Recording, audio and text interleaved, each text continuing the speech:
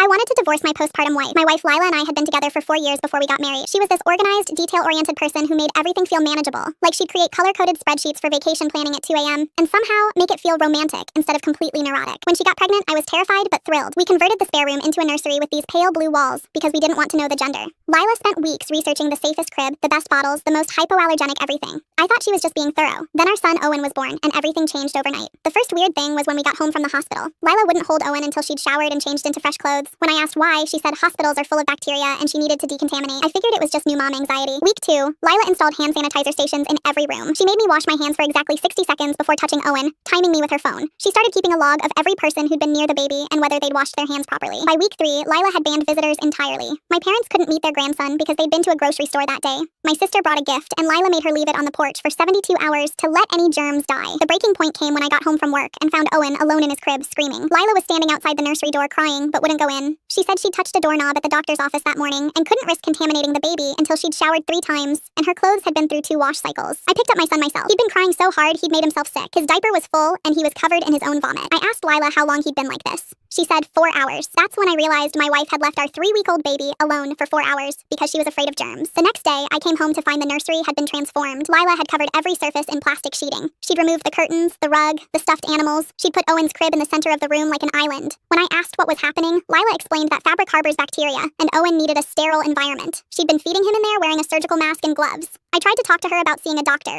She exploded, saying I was trying to make her look crazy when she was just trying to keep our son safe. She grabbed Owen and locked herself in the nursery. I called her sister Maya, explained what was happening. Maya came over and convinced Lila to open the door. That's when we saw what the nursery had really become. Lila had been keeping Owen in there for 6 days. The windows were sealed with plastic and tape. She had charts on the wall tracking every time Owen was touched and by whom. She'd been changing his diapers with surgical gloves, feeding him while wearing a full face shield. Owen had lost weight. His skin looked gray. He barely had the energy to cry. Lila hadn't changed clothes in days. She had bleach burns on her hands from constant washing, but the worst part was her eyes. She looked at me like I was a threat to our son's life. I tried talking to her about getting help, and she screamed that I was trying to poison Owen with my dirty hands. She said she'd rather die than let me infect our baby. That's when I knew I had to choose between saving my marriage and saving my son's life. I called 911, told them my wife was having a psychiatric emergency, and our infant was in danger. When the paramedics showed up, Lila was barricaded in the nursery with Owen and wouldn't come out. It took an hour and a pediatric social worker to get her to open the door. They rushed Owen to the hospital first. He was severely dehydrated and malnourished. The doctor said another few days, and he would have had permanent developmental damage. Lila was hospitalized for 10 days. During that time, everyone blamed me. Her family, our friends, even my own dad said I should have just gone along with her cleaning rules instead of traumatizing her by calling the authorities.